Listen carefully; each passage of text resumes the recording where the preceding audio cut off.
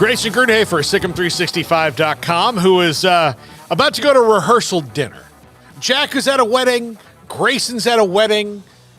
Garrett and I, Craig's off celebrating his birthday. Yeah. Again. Smokey's not here. He's with his brothers. Well, at least you got a homeboy coming in tonight. Yeah, I got my best friend from growing up coming to town. I have that going for me, but like all these people celebrating things, and we're not there. Just left out. All right. Just left out. So Grayson Grundhoefer, Sic'Em365.com. Grayson, Baylor versus Iowa State tonight. Iowa State, the only big team in the Big 12 they didn't beat was Baylor, and they thought they had them on the ropes, especially after Scott Drew got ejected in that game. But Baylor came back and won it in kind of spectacular fashion in the second half. How do you expect this one to go tonight, especially given that the way that the game started last night? Like I said earlier in the show, if you made baskets, that game in the first half was absolutely not for you. Well, if you don't like made baskets, you talked about last night's game. Tonight's game, I feel like it's going to be very tough to make a basket in that game. It felt like a lot of the schools in the Big 12, just from the games, watching various games and just seeing how many were very lopsided. It felt like one team was shooting the ball well and then the other team wasn't. But then on the flip side, you also had low-scoring games, to be honest with you. And so I wonder if part of that is just adjusting to the neutral site.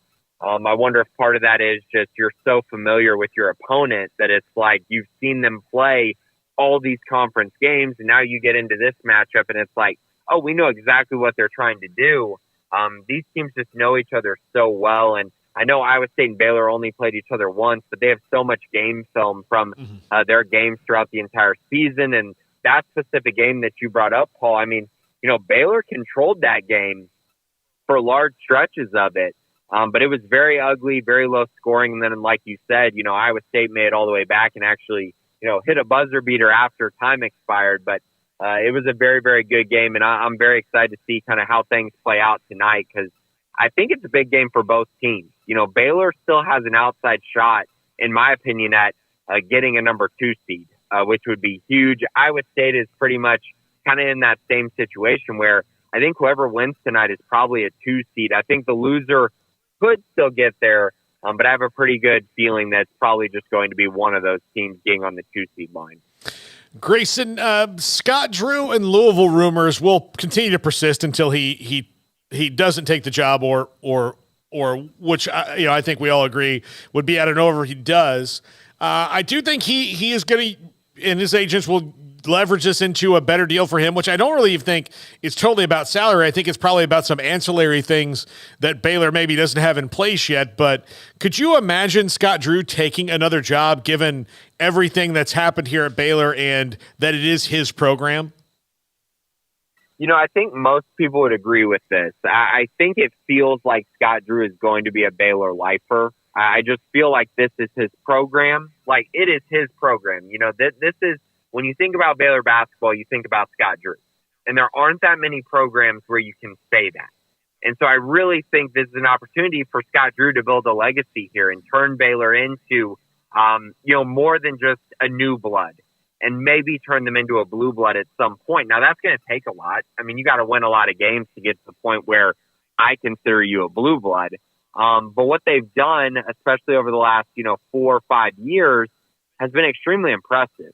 And I think they're at a point now with the new arena and just things that are so positive and things going in the right direction.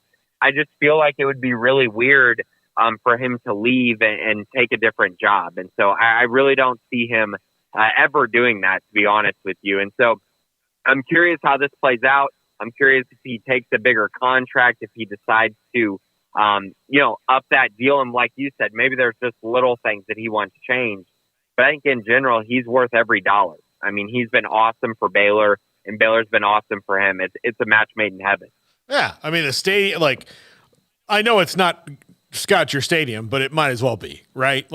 If it was going to happen eventually, but if they didn't win in 2021, it would not have happened as fast as it did. It certainly 2021 moved it to the front, allowed it to skip all other projects along the way as bad as they wanted it.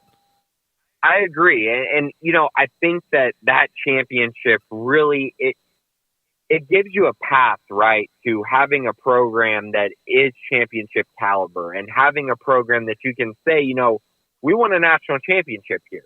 And that's huge because you want to make sure that you have that path to actually get there. You have all the resources you need to get there. And I know Louisville fans and people that write about Louisville have been, writing all kinds of stuff about, the NIL they can offer Scott Drew and, the money they can offer him. And that's great. But I mean, look at how Baylor's been recruiting. Look at how Baylor's done in the transfer portal. They're not having a hard time getting guys to come here that can help them win basketball games. So I don't see a reason why he would leave. He's got plenty of resources at Baylor, and those are only going to get better in my eyes. Absolutely. All right, football recruiting now, Grayson. What do you see going on? What are the next big moves as we get into spring football? Well, I mean, it kind of depends where you want to start. I mean, I think that a lot of local fans and a lot of people who follow, the local Waco area are probably thinking about Lorena defensive tackle Jackson Blackwell right now. And he's a guy who won defense line MVP at the Under Armour camp and then got a Baylor offer. He also got Texas Tech and Houston on the same day. And so it's been very interesting to kind of see his rise. I got to see him in person. A really good prospect. He's about 6'3", 310 pounds, and just projects very well. And he competed extremely hard and is a guy that truly went out there and earned an offer from all the schools that are interested in him. And that's really cool. You get a lot of guys who just, good tape or, they went out and tested well and then they get an offer. But this guy truly did not have, I think Nevada was his only offer. He goes out to Under Armour and really puts his name on the map. It was very impressive, and I know a lot of people are very excited for that. So I know he's one to keep an eye on for sure. Baylor's in a good position there. That Baylor's his dream school. So I think he's a guy to definitely keep an eye on. Outside of that, official visits are getting scheduled. A big one that popped yesterday was, and we had his name, he was going to take an official visit, but Fort Bend Hightower cornerback Cade Phillips.